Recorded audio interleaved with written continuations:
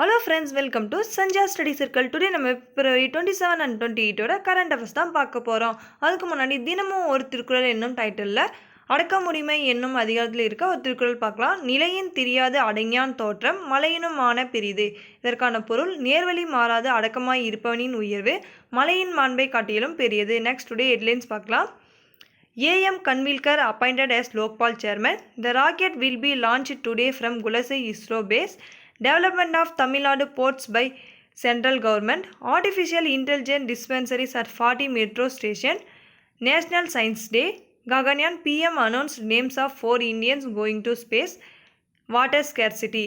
Next today first news பார்க்கலாம். லோக்பால் தலைவராக A.M. Khanwilkar நியமனம். இவர் முன்னாள் உச்சநீதிமன்ற நீதிபதியாக பணியாற்றியிருக்காரு. லோக்பால் அண்ட் லோக் ஆயுக்தை பற்றி டீட்டெயில்ஸாக பார்க்கலாம். லோக்பால் எப்போ ஸ்டார்ட் பண்ணாங்கன்னா 2019 ஸ்டார்ட் பண்ணாங்க. இதோட ஹெட் குவார்ட்டர் டெல்லியில் இருக்குது. லோக் ஆயுக்தா 2018 ஸ்டார்ட் பண்ணாங்க. லோக்பால்னா சென்ட்ரல் லெவல்லையும் லோக் ஆயுக்தானா ஸ்டேட் லெவல்லையும். லோக்பால் அமைப்பு எது விசாரிக்கனா corruption in central level minister officers including prime minister. அதே மாதிரி லோக் ஆயுக்தா எது விசாரிக்கனா corruption in state level minister officer including CM. லோக்பாலில் மெம்பர்ஸ் 1+8 ஒரு ஹெட்டும் 8 மெம்பர்ஸும் இருப்பாங்க. அது மாதிரி லோக் ஆயுக்தாவில் 1+4 ஒரு ஹெட்டும் 4 மெம்பர்ஸும் இருப்பாங்க. நெக்ஸ்ட் குவாலிஃபிகேஷன் பார்க்கலாம். ஃபஸ்ட்டு ஹெட்டுக்கான குவாலிஃபிகேஷன் என்னென்னா லோக்பாலில் ஃபார்மர் சீஃப் ஜஸ்டிஸ் ஆஃப் இந்தியாவாக இருந்திருக்கணும். அப்படி இல்லைனா ஃபார்மர் ஜட்ஜ் ஆஃப் சுப்ரீம் கோர்ட்டில் இருந்திருக்கணும். அப்படி இல்லைனா anti corruption policy public administration vigilance finance including insurance and banking and law மேனேஜ்மெண்ட்டாக இருந்திருக்கணும். அதே லோக் ஆயுக்தாவில் ஹெட்டுக்கான குவாலிஃபிகேஷன் என்னென்னா ஃபார்மர் ஹைகோர்ட் ஜட்ஜாக இருந்திருக்கணும். அப்படி இல்லை anti corruption policy public administration vigilance finance including insurance and law management. இந்த அமைப்பில் மெம்பர்ஸ்க்கான குவாலிஃபிகேஷன் என்னென்னா 50% பேர் ஜுடிஷியல் அதான் நீதித்துறை சார்ந்தவராக இருக்கலாம். அப்படி இல்லை அப்புறம் 50% பேர் எஸ்சி எஸ்டி ஓபிசி மைனாரிட்டி உமன்ஸாக இருக்கலாம். யாரெல்லாம் மெம்பராக இருக்க முடியாதுன்னா எம்பிஸ் அண்ட் எம்எல்ஏஸ்லாம் மெம்பர்ஸாக இருக்க முடியாது. பஞ்சாயத்து ராஜ் அண்ட் முனிசிபாலிட்டிஸில் இருப்பாங்களும் மெம்பர்ஸாக இருக்க முடியாது. நெக்ஸ்ட் அப்பாயின்மெண்ட் பற்றி பார்க்கலாம். லோக்பால் ஹெட்டை அப்பாயின்மெண்ட் பண்ணுறது பிரசிடெண்ட். இவங்க செலெக்ஷன் கமிட்டி ரெக்கமெண்டேஷன் மூலமா அப்பாயின்மெண்ட் பண்ணுவாங்க. அதே மாதிரி லோக் ஆயுக்தாவில் ஹெட்டை அப்பாயின்மெண்ட் பண்ணுறது கவர்னர். இவங்களும் இந்த செலெக்ஷன் கமிட்டி மூலமாக ரெக்கமெண்டேஷனால் செலக்ட் பண்ணுவாங்க. இந்த செலெக்ஷன் கமிட்டியில் யார் யார் இருப்பாங்கன்னா லோக்பாலில் பிஎம் சேர்பர்சனாகவும் லோக்சபா ஸ்பீக்கரும் ராஜ்யசபா சேர்மன் வைஸ் பிரசிடெண்ட்டும் லோக்சபாவோட ஆப்போசிட் லீடரும் சீஃப் ஜஸ்டிஸ் ஆஃப் இந்தியாவும் செலெக்ஷன் கமிட்டியில் இருப்பாங்க. அதே மாதிரி லோக் ஆயுக்தாவில் சிஎம் சேர்பர்சனாகவும் லோக்சபா ஸ்பீக்கராகவும் எம்எல்ஏ லெஜிஸ்லேஷனில் இருக்கிறவங்க ஸ்பீக்கராகவும் லெஜிஸ்லேட்டர் ஆப்போசிட் லீடரும் இதில் செலெக்ஷன் கமிட்டியில் இருப்பாங்க. இந்த டேர்ம் 5 இயர்ஸ். அப்படி இல்லைனா ஏஜ் 45 to 70 வரைக்கும் இருக்கலாம். இதுக்கு நோ ரீஅப்பாயின்மெண்ட். இதுக்கு ரீஅப்பாயின்மெண்ட் இல்லை. லோக்பாலோட ஃபஸ்ட் அண்ட் ப்ரெசன்ட் சேர்மன் யாருன்னா பினாக்கி சந்திரா கோஸ். அதே மாதிரி லோக் ஆயுக்தோட ஃபஸ்ட்டு சேர்பர்சன் யாருன்னா தேவதாஸ்.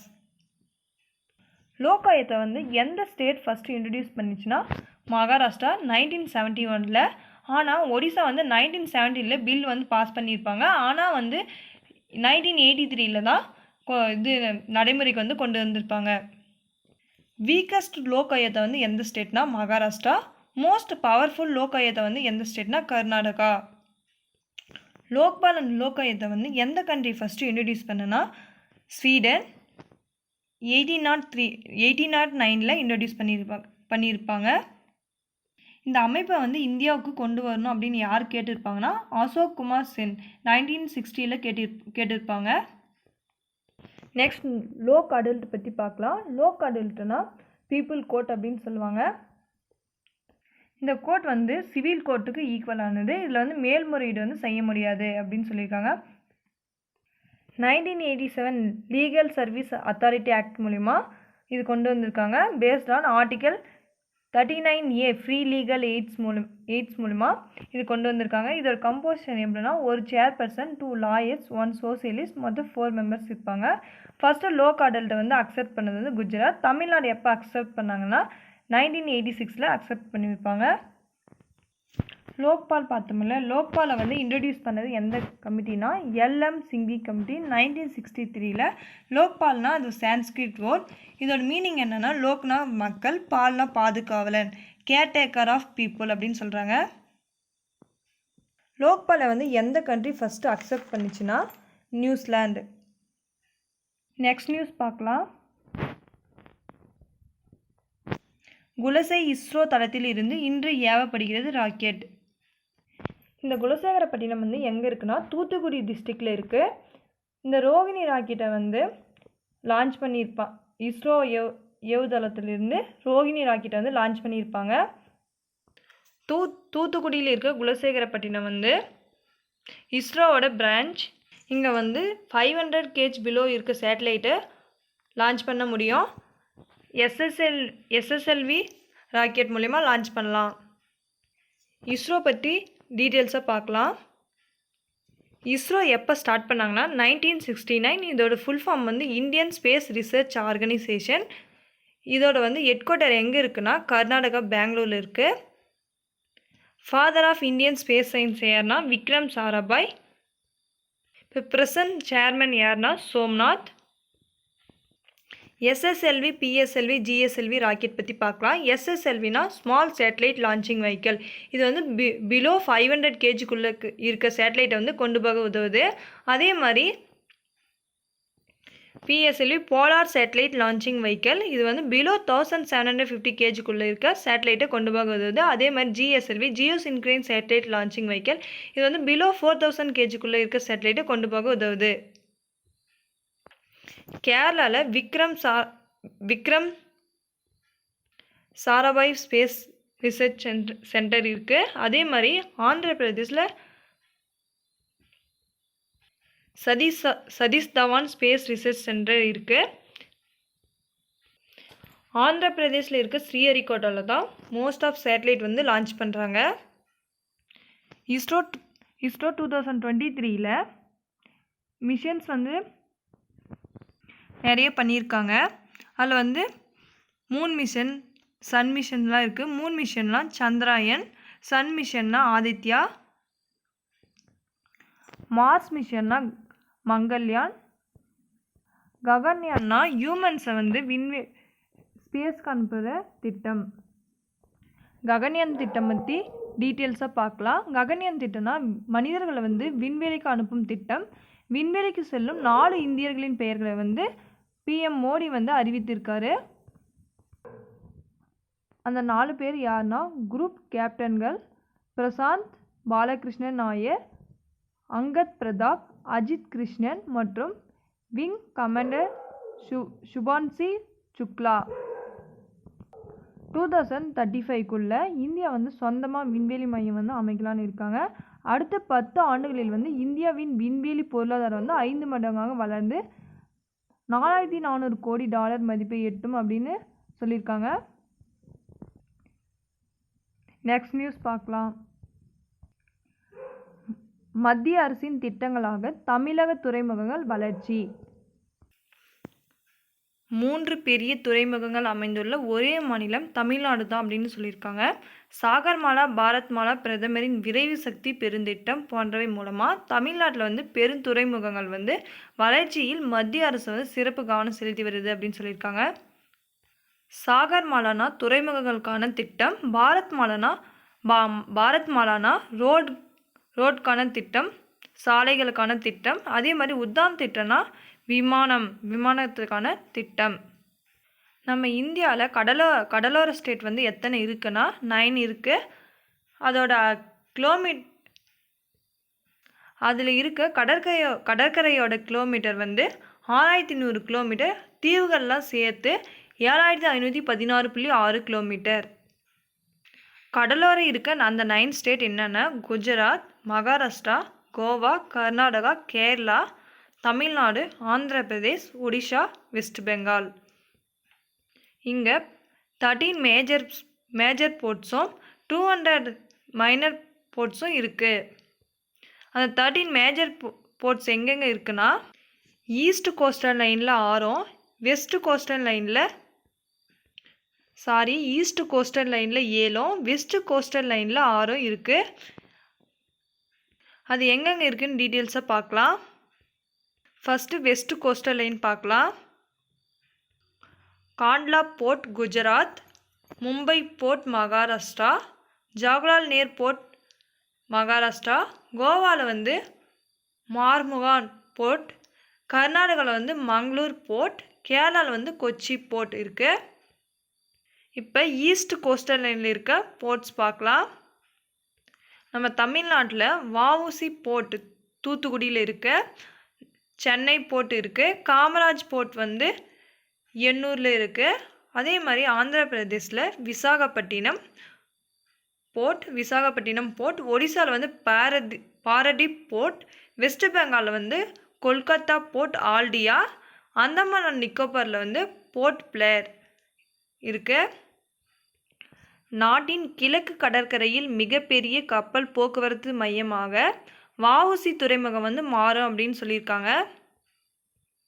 ஹைட்ரஜன் வாயு உற்பத்தி மையம், பசுமை எரிசக்தி திட்டங்களை ஊக்குவிக்கும் வகையில் ஈஸ்ட் கோஸ்டல் லைனில் இருக்க தூத்துக்குடி பாரடிப்பும் வெஸ்ட் கோஸ்டல் லைனில் இருக்க காண்ட்லாவும் ஆகிய 3 துறைமுகங்களில் ஹைட்ரஜன் எரிவாயு உற்பத்தி மையங்கள் அமைப்பதற்கான மத்திய அரசு முடிவு செய்திருக்காங்க. நாட்டிலே முதலாக தூத்துக்குடியில் ஹைட்ரஜன் எரிவாயு உற்பத்தி மையத்தை அமைப்பதற்கான திட்டத்திற்கு பிரதமர் மோடி அடிக்கல் நாட்டியிருக்காரு. ஹைட்ரஜன் எரிவாயு மூலமாக இயக்கப்படும் முதல் கப்பல் போக்குவரத்து தூத்துக்குடியில் தொடங்கியிருக்காங்க. நெக்ஸ்ட் நியூஸ் பார்க்கலாம். 40 மெட்ரோ ரயில் நிலையங்களில் செயற்கை நுண்ணறிவு மருந்தகங்கள். சென்னையில் உள்ள 40 மெட்ரோ ரயில் நிலையங்களில் செயற்கை நுண்ணறிவு தொழில்நுட்பத்துடன் கூடிய மருந்தகங்களை சிம்ஸ் மருத்துவ குழுமம் அமைக்கிறது அப்படின்னு சொல்லியிருக்காங்க. நெக்ஸ்ட் நியூஸ் பார்க்கலாம். அறிவியல் தமிழ் வித்தகர். டுடேக்கான ஃபர்ஸ்ட் கொஷின் பார்க்கலாம். தற்போது லோக்பால் சேர்மனாக பதவி வகிப்பவர் யார்? செகண்ட் கொஷின், நம்ம இந்தியாவில் எத்தனை மேஜர் ஸ்போர்ட்ஸ் இருக்குது? ஈஸ்டில் எத்தனை இருக்குது, வெஸ்டில் எத்தனை இருக்குது? தேர்ட் கொஷின், மனிதனை விண்ணுக்கு செலுத்தும் திட்டத்தின் பெயர் என்ன? அறிவியல் தமிழ் வித்தகர் சர் சி.வி. ராமன் பற்றி பார்க்கலாம். நேஷ்னல் சயின்ஸ் டே பிப்ரவரி 28 நம்ம செலிப்ரேட் பண்ணி வரோம். இவர் ராமன் எஃபெக்டை பிப்ரவரி 28 கண்டுபிடிச்சிருப்பார். அதனால தான் நேஷ்னல் சயின்ஸ் டே பிப்ரவரி 28 செலிப்ரேட் பண்ணுறோம். இந்த ராமன் எஃபெக்ட் கண்டுபிடிச்சதற்காக இவருக்கு நோபல் பிரைஸ் வழங்கியிருப்பாங்க. எந்த இயர்னா 1930 சயின்ஸுக்காக ஃபஸ்ட்டு நோபல் பிரைஸ் இவர் தான் வாங்கியிருப்பார். ராமன் எஃபெக்ட்னா என்னென்னா, ஒயிட் லைட் ஸ்பெக்ட்ரா மேலே பட்டு 7 கலராக ஸ்கேட்டர் ஆகிறது தான் Raman effect. Fourth question, national science day எப்போ செலிப்ரேட் பண்ணுறோம்? நெக்ஸ்ட் நியூஸ் பார்க்கலாம்.